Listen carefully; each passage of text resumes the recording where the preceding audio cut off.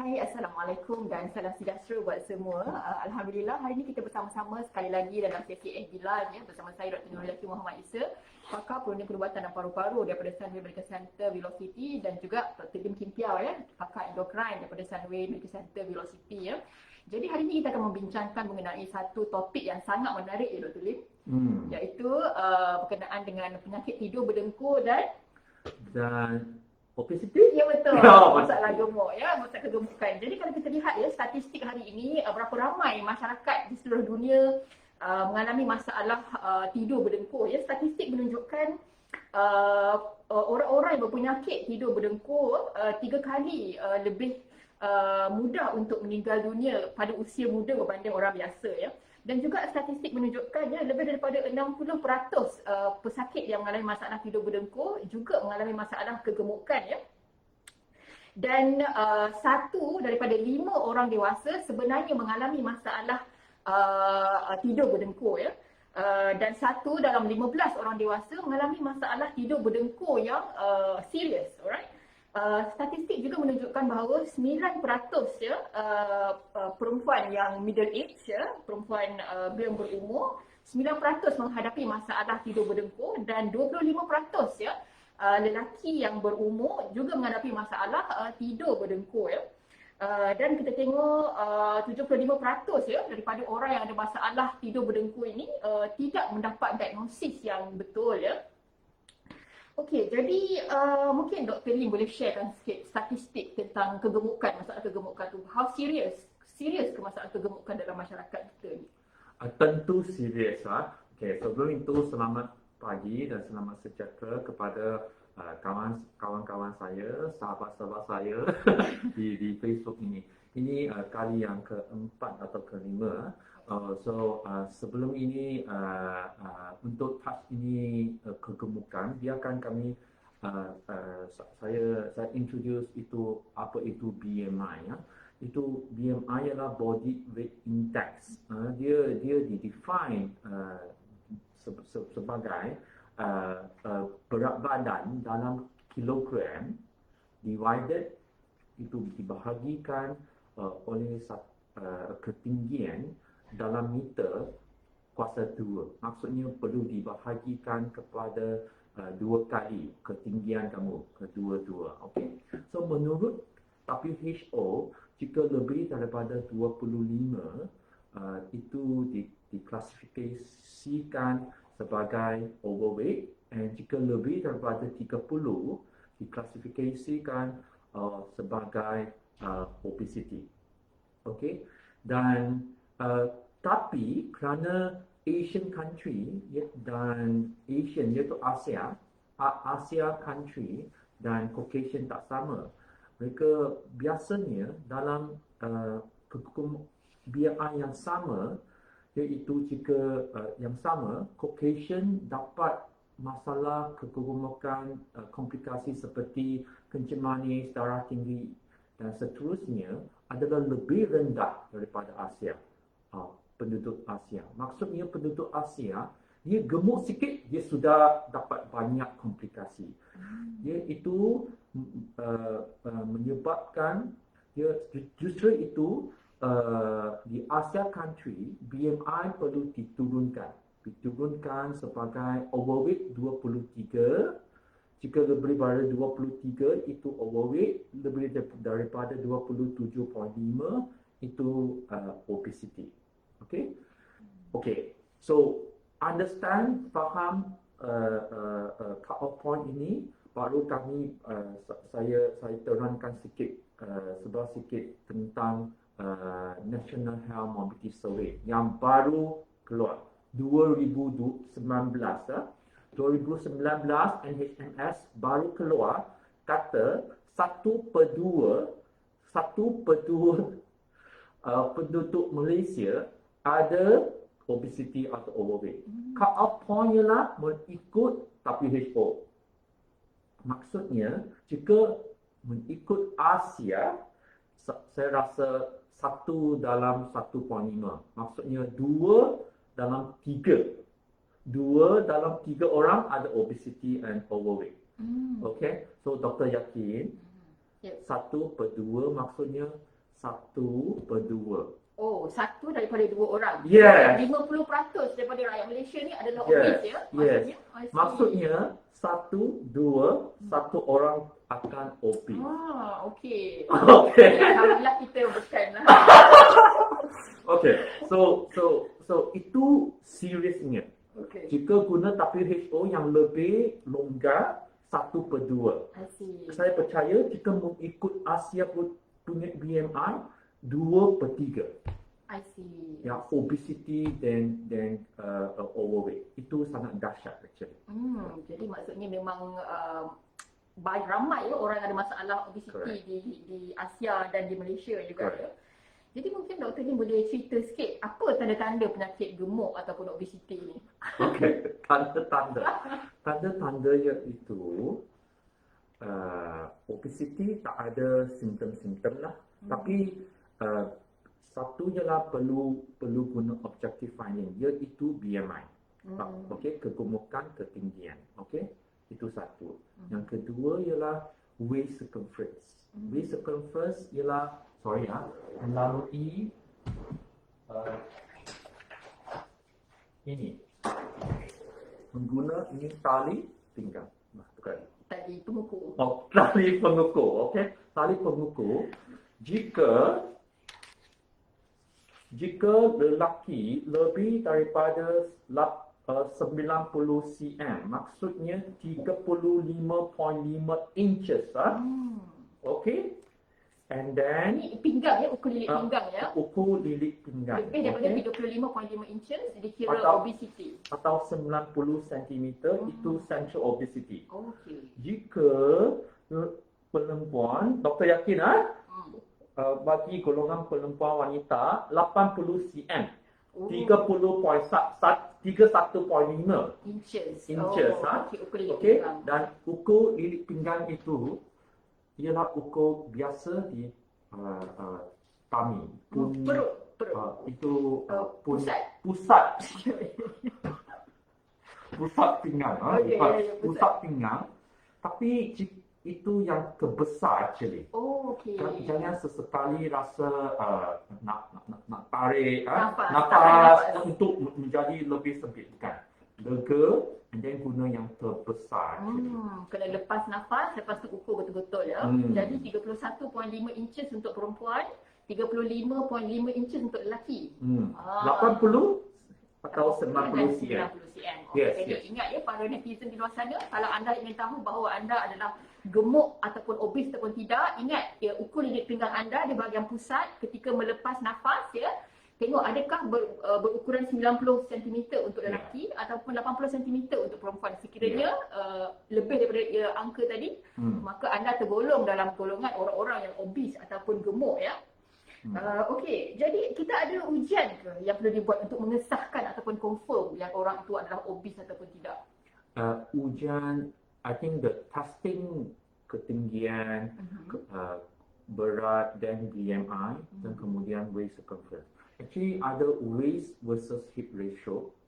Ada juga guna fat percentage, menggunakan mesin yang lebih canggih. Water percentage, fat percentage, muscle percentage, itu lebih detail lah. Sehingga ada guna DEXA scan untuk ukur berapa fat percentage.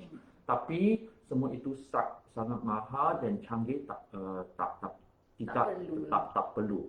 Kegemukan itu hanya number berapa kg. Tapi apa yang lebih penting ialah apa komplikasi. Iaitu yang salah satu ialah penyakit bertumpuk ini. I see. Jadi maksudnya cukup sekadar mengira berat dan juga ketinggian dan tu boleh confirm seorang itu obes ataupun gemuk ya. Betul. Okey. Jadi maksudnya kalau macam kalau ada ujian-ujian nak mengira percentage lemak tu boleh juga digunakan Boleh. Ada mesinnya. Summary velocity ada satu. Okey. Mesin yang canggih. Okey. Jadi bagaimana untuk nak merawat penyakit gemuk ni Dr. Lim? Okey. Kegemukan iaitu obesity atau overweight adalah sangat ketara. Sangat biasa sehingga orang rasa itu tak apa. itu yang paling merisaukan kerana jika tak rasa itu penyakit atau satu penyakit kronik yang perlu dititik beratkan, malah tak ada orang akan mengurangkan berat. Okay, so awareness iaitu kepentingan kepada untuk menyedarkan masyarakat Malaysia rasa kegemukan ini atau rasa penyakit overweight ini ialah satu penyakit. Jadi kesedaran tu sangat penting ya untuk Kesedaran merawat dia. Okay. Kenapa? Kerana kegemukan itu boleh mendatangkan banyak masalah penyakit. Banyak penyakit sekarang, tak kira kencing manis, darah tinggi, kolesterol tinggi, masalah jantung, masalah COVID, yang masalah sakit PID lah, sakit migraine, sakit itu perut lah, terlalu banyak asid, atau gallstone, atau batu-batu mana-mana, atau gout, atau osteoarthritis, atau namakan banyak penyakit ada associated dengan kegemukan. So memang banyak berkaitan dengan penyakit gemuk ya. Jika boleh turun berat, penyakit komplikasi akan menurun. So ini perlu semua orang perlu menyedarkan masalah ini. So dengan ini baru kami kata nak introduce bagaimana untuk turun berat. Jika tak ada, turun berat sangat susah. Okay? So turun berat semua orang tahu. Macam ayam boleh bukan. Macam lay eggs. Oh, bertelur. Macam sama juga. Okay? Semua orang tahu bahawa makanan yang seimbang, yang sihat, yang banyakkan sayur-sayuran, buah-buahan, turunkan manis, nasi, karbohidrat dan seterusnya, itu baik untuk kesihatan. Semua orang tahu bahawa exercise itu penting, bersukan. Itu macam saya nak beritahu ayam boleh bertelur macam tu. Okay. So ini simple. Tetapi banyak orang kurang tahu apa kedahsyatan atau kebahayaan komplikasi masalah gemuk. Saya pernah kata kegemukan itu ialah root of cause, punca segala penyakit. Thousand of disease come from obesity. Okay, obesity bukan hanya number yang kamu gemuk atau overweight, itu glucotoxicity dengan lipotoxicity. Maksudnya racun. Dengan layman term, keracunan gula, glucotoxicity. Lipid toxicity, lipotoxicity, keracunan lipid atau kolesterol. Itu yang timbul pada orang yang gemuk dan itu tak ada simptom. Dia membunuh secara senyap? Ya, membunuh dengan senyap. Silent killer lah. Silent killer, ya, yes. Okay, baik. So, bagaimana atasi? Iaitu exercise dengan diet. Secara amnya. Okay? Dan seterusnya boleh guna ubat juga, dan juga boleh operation. I see. Okay, so tapi operation dengan ubat perlu juga iaitu adjuvant therapy. Dia tak boleh substitute, bersendirian, dan kamu boleh kata saya tak bersukan lah, saya makan macam biasa, saya makan ubat. Boleh turun tak? Boleh, tapi tak efektif. Nanti dapat kesan sampingan juga. So tak efektif. Okay. Jadi maksudnya bila kita cakap mengenai senaman, ya, jaga badan, jaga makanan. Jadi perkara ini memang sudah kerap kali kita bincangkan. Memang sebenarnya boleh dibuat sebenarnya ya. Tapi biasalah perkara yang mudah dibuat, mudah juga untuk tidak dibuat ya. Yes. Okey, baiklah. Jadi mungkin kita akan bincang sedikit tentang simptom tidur berdengkur pula ya. Kalau kita lihat kebanyakan masyarakat kita ya, ada yang mengalami masalah tidur berdengkur ya. Kalau jumpa pesakit yang datang ke klinik, dia akan cakap, doktor, suami saya ni kerap tidur berdengkur, bahaya ke doktor ya. Kadang-kadang isteri mengalami masalah tak boleh tidur kerana suami tidur berdengkur ya. Jadi kalau kita lihat pun statistik menunjukkan kebanyakan orang yang menghidap tidur berdengkur ni juga adalah orang yang mengalami masalah obesiti ataupun kegemukan ya. Okey, jadi dari segi simptom-simptom lah ya, mungkin saya boleh share sikit ya tentang penyakit-penyakit yang mungkin timbul ataupun apakah simptom-simptom yang pesakit itu boleh rasakan sekiranya dia mengalami masalah tidur berdengkur ataupun kita panggil sleep disordered breathing ya. So biasanya simptomnya adalah seperti tidur berdengkur dengan kuat ya, sehingga mengganggu tidur rakan sebilik ya. Dan juga kebiasaannya apabila mereka tidur berdengkur dengan kuat, kadang-kadang mereka boleh terberhenti bernafas ya, apnea. Sedang-sedang tidur tiba-tiba berhenti bernafas untuk beberapa saat ya. Okay. Jadi pesakit ini juga ya, keesokan harinya mereka akan merasa mengantuk ya.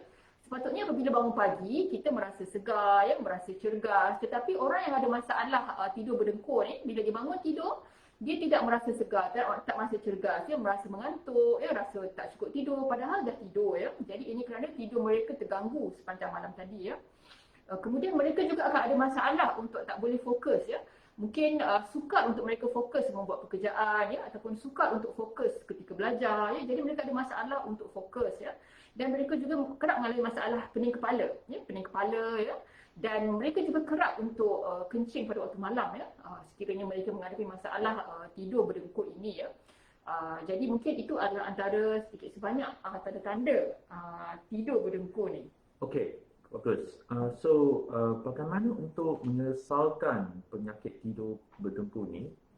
Okey, jadi untuk saringan ya, untuk kita menyaring sama ada kita ni mempunyai masalah tidur berdengkur ataupun tidak, kita memberikan kuesioner ataupun soalan yang kita panggil stop bang questionnaire ya. STOPBANG ya. S itu adalah untuk snoring ya. S untuk snoring ya. Jadi kalau ada berdengkur maksudnya ada satu markah S ya. S untuk snoring. Kemudian T. T untuk tiredness ya, merasa letih pada waktu pagi ya. Jadi kalau ada tiredness atau rasa letih, kita beri satu markah ya, tiredness. Kemudian O. O ialah observe stop breathing. Maksudnya ada orang yang menyaksikan ataupun melihat ketika kamu tidur, kamu terberhenti bernafas. Jadi observe ya, observe apnea. Alright. And then P. P adalah untuk pressure ataupun high blood pressure. Jadi kalau dia ada tekanan darah tinggi, satu markah diberikan untuk dalam soalan ini. Kemudian B ya, B adalah untuk BMI ya. BMI lebih daripada 35 menunjukkan satu markah untuk stop bang questionnaire ni ya. Kemudian A untuk age, umur ya. Kalau umur lebih daripada 50 tahun, satu markah diberi ya. Alright. And then N untuk neck circumference, ukur lilit leher ya. Kalau lebih daripada 40 cm, satu markah diberikan. Okay, and then G, gender. Kalau lelaki, satu markah lagi diberikan ya. Jadi kalau markah daripada stop bang questionnaire ini antara 4 hingga 5 ya, maksudnya anda mempunyai risiko 5 hingga 8. Markah 5 hingga 8 menunjukkan anda berisiko tinggi untuk dapat penyakit tidur berdengkur ini. Kemudian markah 3 hingga 4 anda mempunyai risiko yang sederhana ya. Markah 0 hingga 2 risiko yang rendah ya. Jadi itu adalah ujian saringan. Kita berikan soalan tadi, stop bang questionnaire, minta pesakit tik-tik-tik-tikkan mana yang mereka ada dapat markah, kemudian kita kumpulkan markah mereka ya. Dari situ kita boleh tahu risiko tinggi atau risiko rendah untuk dapat penyakit tidur berdengkur ini. Setelah itu, sekiranya mereka berisiko tinggi, kita akan nasihatkan untuk mereka menjalani ujian sleep study ataupun ujian tidur ya, di mana pesakit perlu tidur satu malam di dalam ward ataupun di dalam makmal ya, di dalam makmal tidur. Kita akan pasangkan beberapa wayar di kepala ya, di bahagian dada kita akan pasang beberapa alat untuk mengesan sama ada mereka ini ada masalah tidur berdengkur ataupun tidak. Ya, daripada sleep study ini kita dapat keputusan bahawa pesakit ini adakah mengalami masalah tidur berdengkur yang simple, yang mild, yang tidak serius ataupun moderate, sederhana ataupun severe ya. Kita ada markah-markah dia. Kita panggil apnea hypopnea index ya, markah AHI. Sekiranya markah AHI-nya lebih daripada 30 bermaksud seriuslah penyakit tidur berdengkur itu ya. Orang biasa markah AHI-nya adalah 0 hingga 5 ya. Okey. So daripada situ, daripada ujian tidur itulah kita boleh mengesahkan bahawa pesakit itu ada mengalami masalah tidur berdengkur ataupun tidak? Okey, sebelum itu nak tanya ada berapa jenis penyakit tak? Tidur berdengkur. Ya, jadi tidur berdengkur ni ada beberapa jenis penyakit ya. Ada banyak jenis tidur berdengkur. Ada yang kita panggil obstructive sleep apnea ya, di mana ketika tidur pernafasan tersekat ya, obstructive sleep apnea. Kita juga ada central sleep apnea, di mana pesakit tengah tidur berhenti bernafas kerana ada masalah di bahagian otak ataupun di bahagian saraf ataupun bahagian jantung ya, central sleep apnea ya. Bermaksud saluran pernafasan dia okey tetapi masa dia tidur dia berhenti bernafas ya, jadi central sleep apnea. Kita juga ada obesity hypoventilation syndrome ya, di mana level karbon dioksidanya adalah tinggi di dalam darah ya. Itu juga berlaku di kalangan orang-orang yang gemuk ya. Saya pernah ada satu kawan yang terlalu gemuk lah. BMI itu 40 hingga 50. Dan dia maknanya dia meninggal semasa tidur. Dia, kebiasaan pada masa tu dia sudah semasa pagi kan dia ada somnolence yang sangat teruk. Mengantuk ya, mengantuk. Dia tak boleh concentrate. Dan satu hari ibu bapa dia call saya tentang anak dia meninggal. Umur berapa tu kawan? 30-an. 30-an. Jadi dia memang obese lah. Obese. Berapa lama dia ada masalah berdengkur tu? Yang doktor tahu? Lama, sangat lama, tapi tak dirawat dengan baik. Ya. I see. Jadi itu adalah antara komplikasi ya, sekiranya masalah tidur berdengkur dan masalah kegemukan ini tidak dirawat dengan baik boleh membawa kepada maut ya di dalam usia yang muda. Okay. Jadi mungkin dari segi rawatan pula ya. Yes. Dari segi rawatan ada yang bertanya, okay, jadilah doktor sekarang ni saya pun tidur berdengkur, jadi saya dah sedar saya ni tidur berdengkur, jadi apa yang kita boleh lakukan untuk bantu pesakit berdengkur ni ya?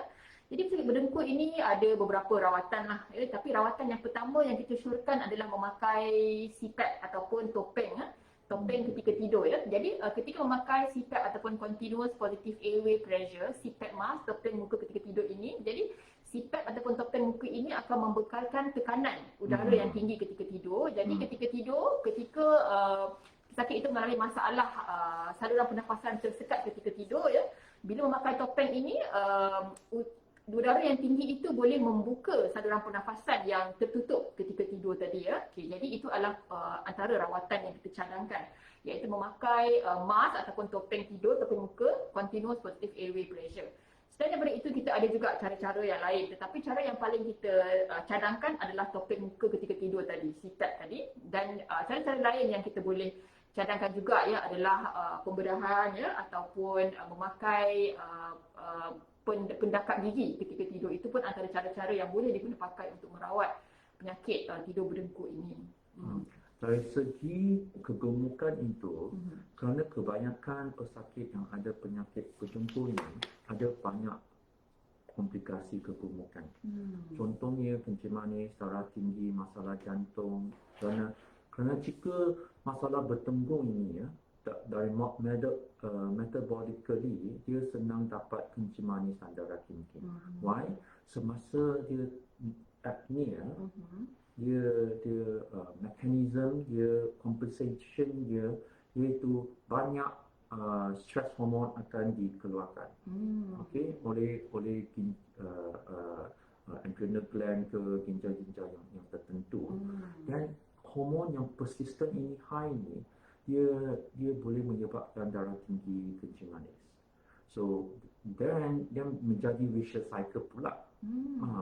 Dan oleh itu jika perlu recognize, perlu sedar dan perlu tahu kegemukan itu adalah punca pertembungan ini.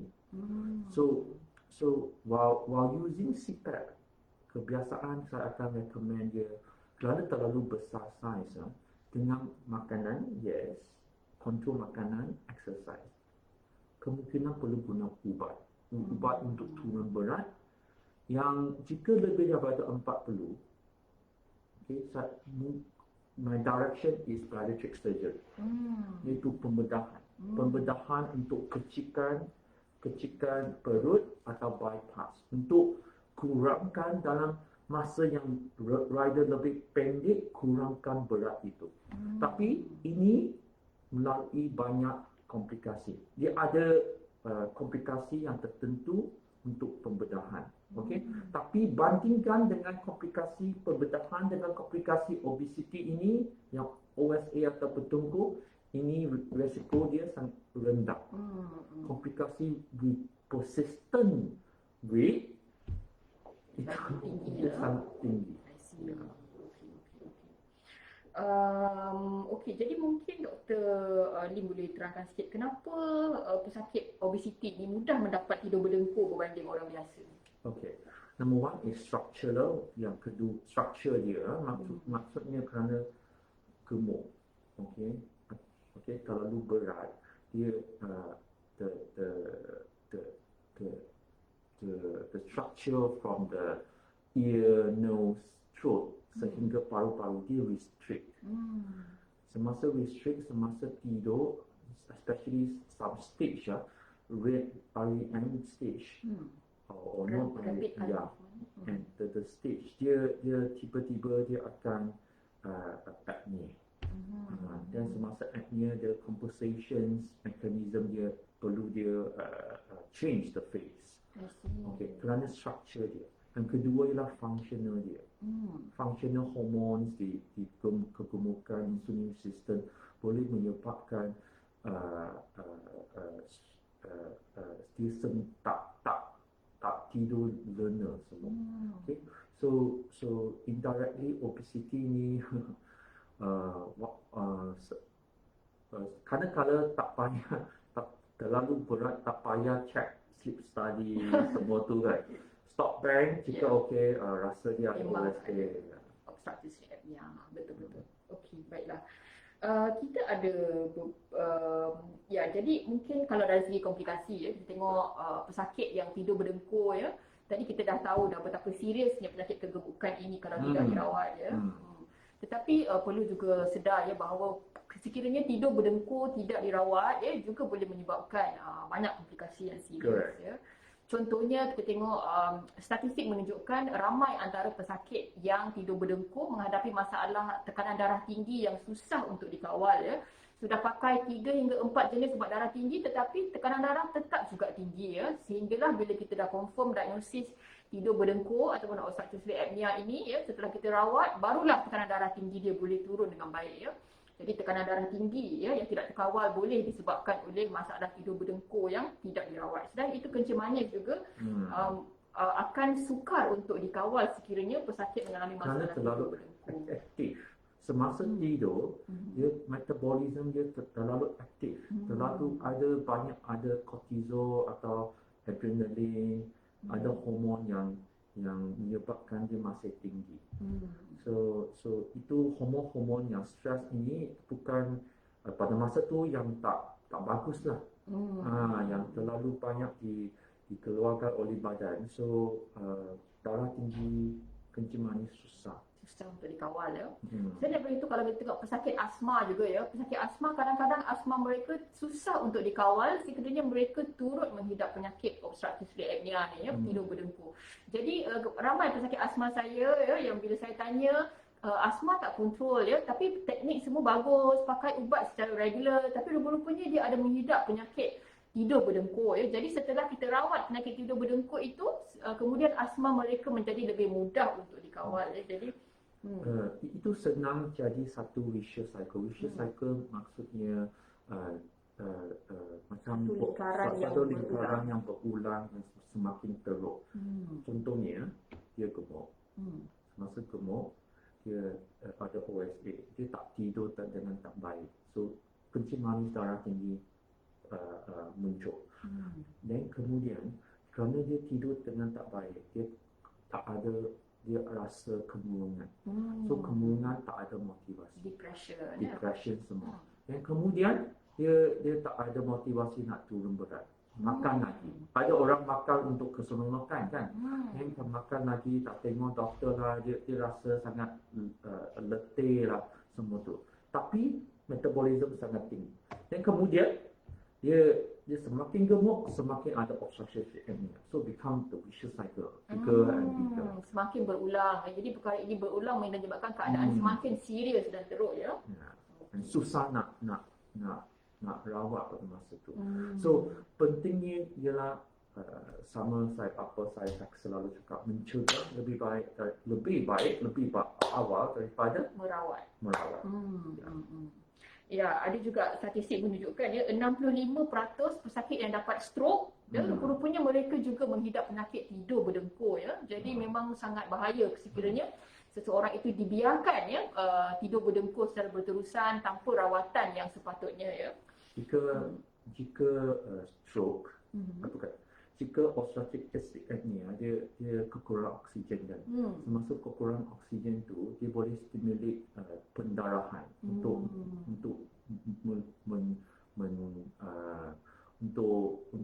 kidney itu untuk keluarkan banyak hormon dan membuat manufacture lebih banyak red blood cell menjadi polycythemia.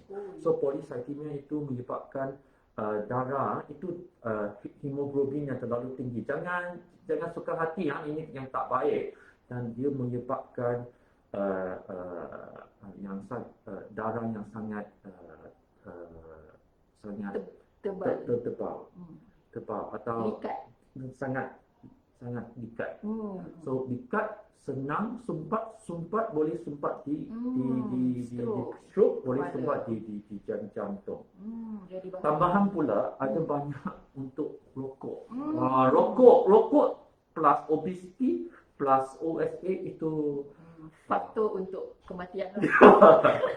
Ya, itu sangat membahayakan. I see. Okey. Kita ada beberapa soalan daripada netizen ya. Soalan yang pertama ya Dr. Lim, adakah semua pesakit kencing manis ni adalah gemuk? Okay, alright. So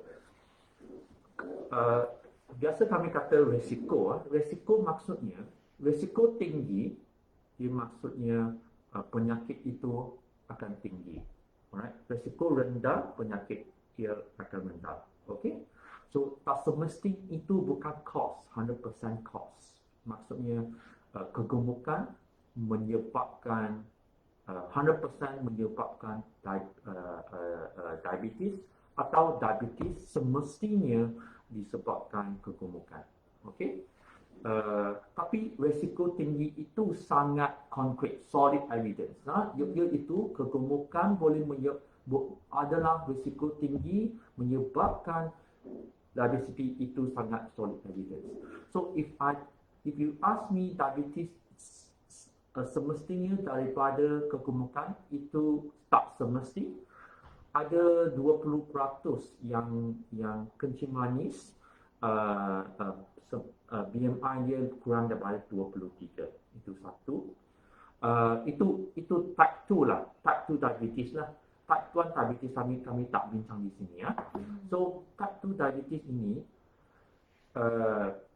ada beberapa point ya. Satu ialah diabetes itu disebabkan salah satu faktor ialah genetik, iaitu asal keluarga.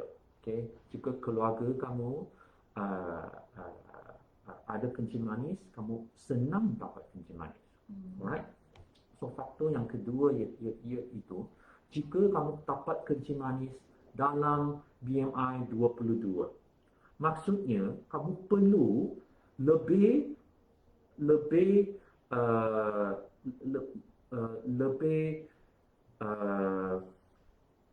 perlu kurangkan berat sehingga BMI mungkin 22 atau 21 untuk supaya mengelakkan atau merawatkan ini kencing manis. Okey, itu jika kamu dapat lebih gemuk pada awal lagi, misalnya 23 sudah kencing manis sepatutnya, tapi jika 2 tahun dulu kamu BMI sudah 27, maksudnya pada masa tu sudah kencing manis. Okey, itu kami kata relatively increased risk of diabetes ini. I see. So apa message saya kepada sahabat-sahabatku saya di sini, iaitu jika ada faktor yang sangat tinggi di keluarga, kamu perlu exercise dan jaga makanan untuk kuruskan badan. Sekurus-kurusnya. I see. Okay, tapi bukan sehingga nak anorexia nervosa lah atau body nervosa. Macam tu. Baik. Okey. Ada soalan lagi ni Doktor Lim. Kalau seseorang itu mendapat kanser perut, kemudian dia terpaksa membuang organ perut itu, ya. Bagaimana badan dia tu nak trigger kelaparan tu? Okey. Kelaparan itu adalah neurotransmitter, adalah hormon atau neurotransmitter di otak. Okey. So perut ada banyak hormon, ghrelin, GLP-1. Okey. GLP-1 atau GIP ada daripada usus lah. Okey. So selain daripada stomach, dia ada banyak organ-organ lain yang stimulate our appetite center dalam otak. So jangan risau. Tak ada perut, misalnya perut dikeluarkan disebabkan kanser perut atau dikuruskan disebabkan bariatric surgery untuk menguruskan badan. So appetite center masih distimulatekan oleh ada hormon-hormon lain di seluruh badan, bukan sahaja stomach. Okey, tapi selepas bariatric surgery, contohnya perut dia cut half, maksudnya dipotong, dibedah sebelah, appetite center ini akan suppress sikit. Maksudnya kamu tak akan rasa lapar sangat. So itu yang paling bagus. Yang kurangkan rasa kelaparan. Okey, baik. Adakah kita semua mempunyai set point level glukos yang sama? Set point gula yang sama untuk orang yang sihat. Ingatkan nombor ini, 5.6.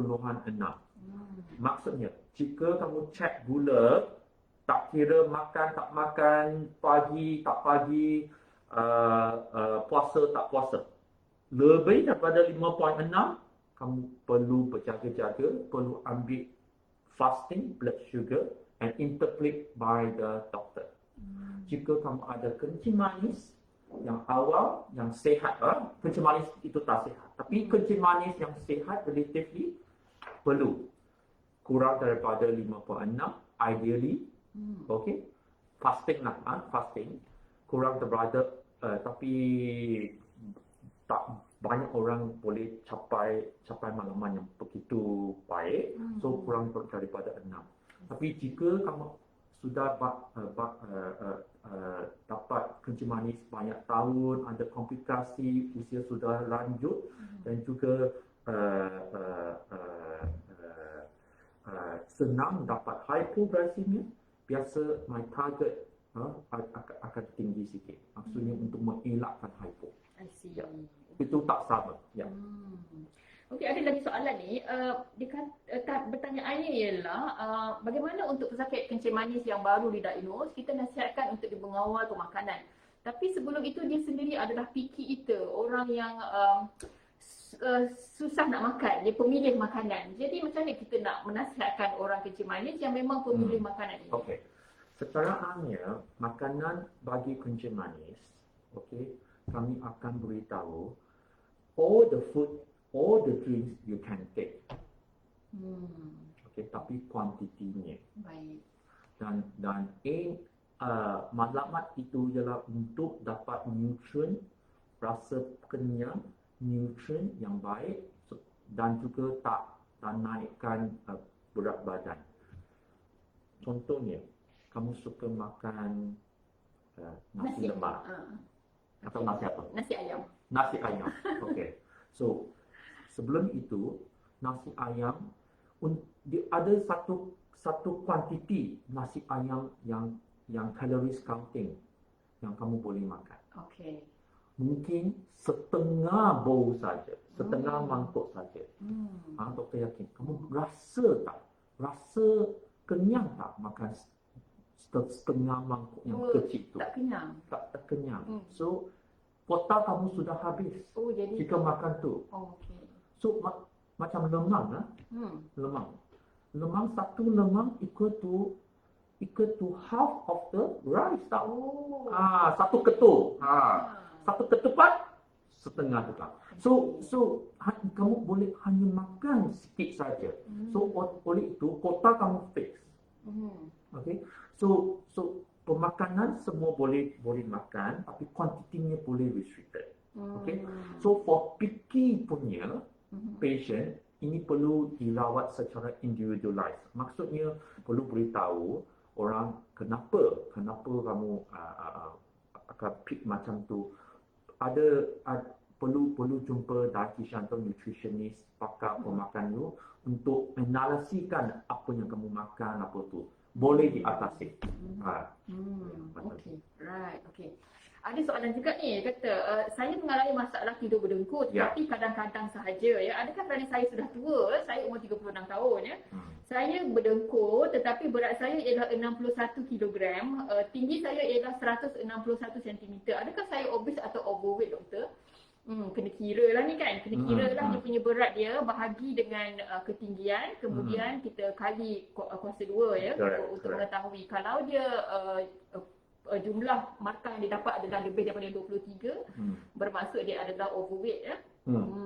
Okey. Jika di ASEAN.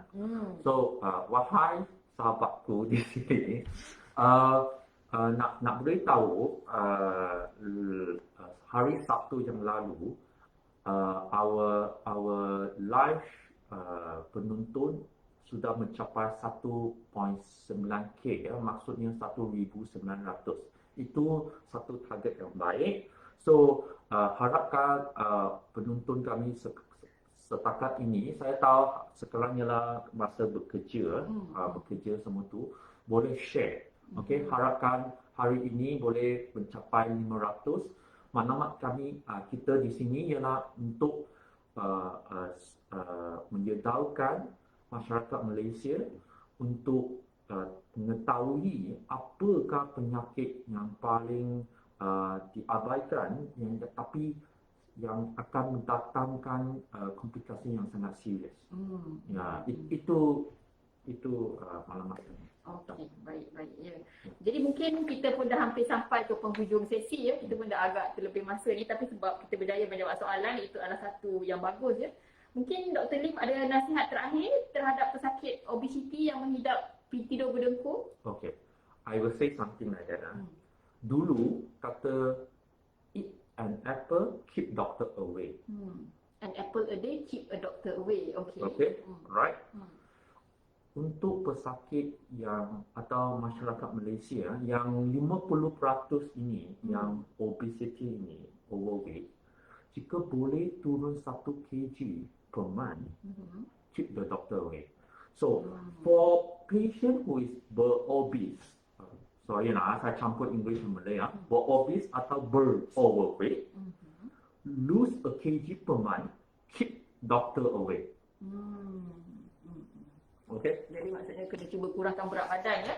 Ya, jadi mungkin daripada saya juga samalah mesej yang saya ingin sampaikan seperti yang Dr. Lim. Jadi kita perlu amalkan ya tabiat pemakanan yang sihat ya, pemakanan yang seimbang ya, exercise secara regular ya, secara kerap ya, bukanlah macam buat maraton tapi satu kali seumur hidup. Bukan seperti itu ya. Setiap hari kalau boleh regular exercise, paling kurang 30 minit setiap hari ya. Paling kurang 5 hari seminggu ya. Cuba exercise ya, regular exercise, and then makan makanan yang seimbang dan balance ataupun healthy diet. Dan untuk pesakit yang berdengkur ya, pastikan anda mendapat diagnosa yang tepat dan cuba untuk ikut saranan doktor untuk memakai mesin CPAP tu untuk merawat penyakit tidur berdengkur. Ada notes daripada Dr. Aris Fazilah. Good job doctors, we'll share it among my circles of friends and relatives. Thank you Dr. Aris, thank you for watching and for supporting us. Alright, so I think kita akan jumpa lagi pada minggu hadapan untuk berbincang mengenai topik berkaitan paru-paru dan endokrin. Kita akan updatekan di dalam jadual Facebook live kita, insyaAllah. Thank you very much. Terima kasih semua. Sekian. Assalamualaikum warahmatullahi wabarakatuh.